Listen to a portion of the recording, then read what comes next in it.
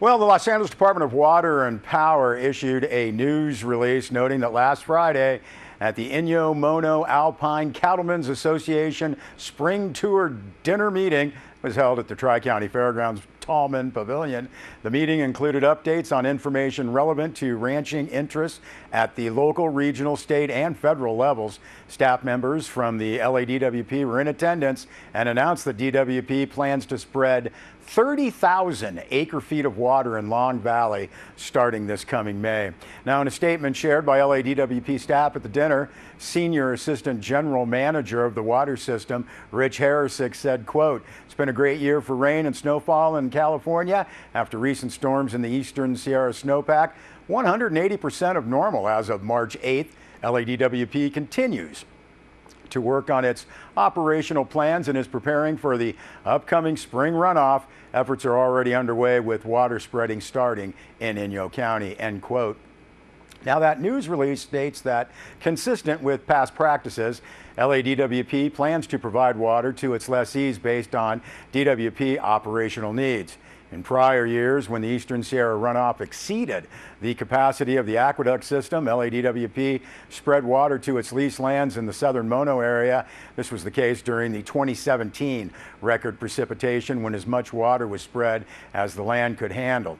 News release continues, LADWP is evaluating this year's anticipated runoff while also considering the demands of the overall water system, which includes customer needs, environmental commitments, and hydroelectric generation.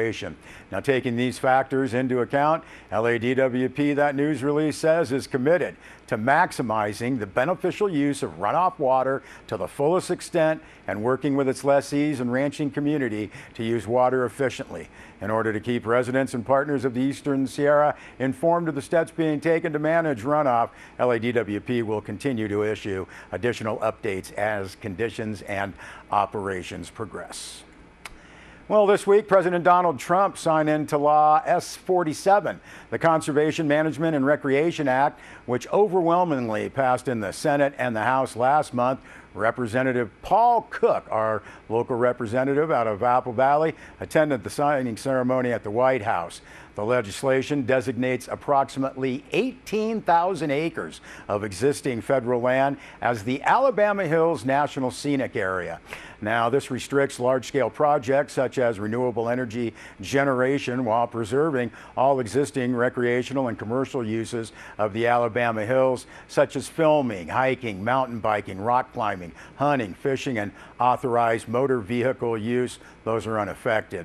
Now, said Kevin Mizzou, board member of the Alabama Hills Stewardship Group, all these years of community input has helped improve and strengthen both our stewardship efforts and this important legislation, as well as our coalition support started by Alabama Hills Stewardship Group. Heavy lifting was done early in the process with several final enhancements based on stakeholder feedback, helping the legislation reach the perfect balance between conservation and access, end quote.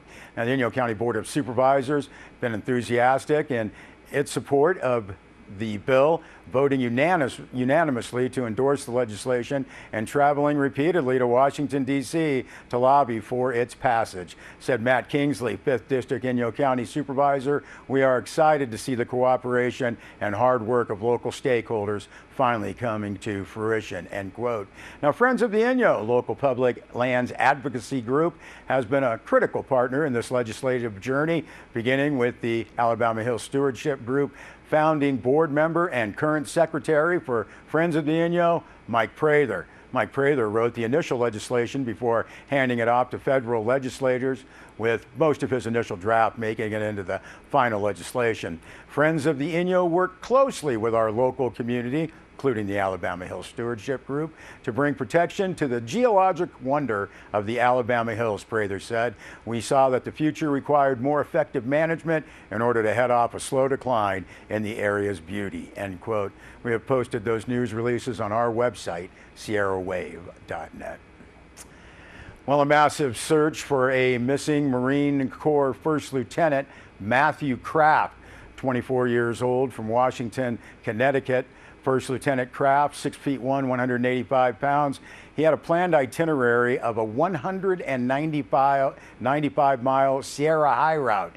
He is believed to have hiked out of Kearsarge Pass on February 24th with a plan of concluding his hike near the Twin Lakes area by Bridgeport on March 4th or 5th.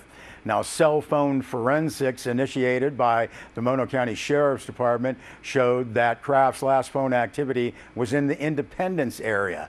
Inyo County search and rescue personnel began a search on March 5th. The evening of March 8th, First Lieutenant Kraft's vehicle was located at the Gray Meadows campground above Independence. Both aerial and ground search operations have been utilized. However, weather conditions and avalanche danger in the Sierra have been a significant challenge.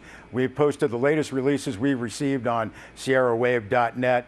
This is being now managed at the insaweb.gov website for updates. Well, Deb Murphy filed this report.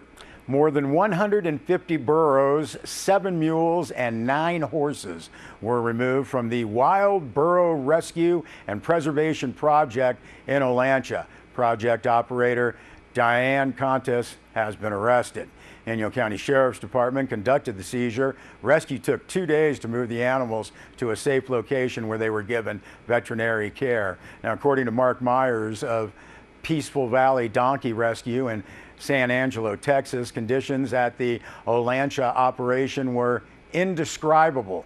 6 of the animals had to be euthanized. This did not need to happen, Myers said in a phone interview. Now, photos on Myers' website show one of the rescued burros with crippled, overgrown hooves. In the wild, rough terrain keeps equine hooves somewhat under control. In captivity, with no farrier care, the hooves grow out, often curling up. Myers pulled together 5 haulers with a 15 to 25 animal capacity from Arizona, Texas, and Virginia to move the animals to what he described in a press release as a secure holding facility. The burros will be microchipped and tested for common equine diseases. Peaceful Valley is a 172-acre ranch. Myers' operation includes sanctuaries for older burros and donkeys, as well as the adoption centers across the country. Thank Deb Murphy for that report. We'll be back with more news.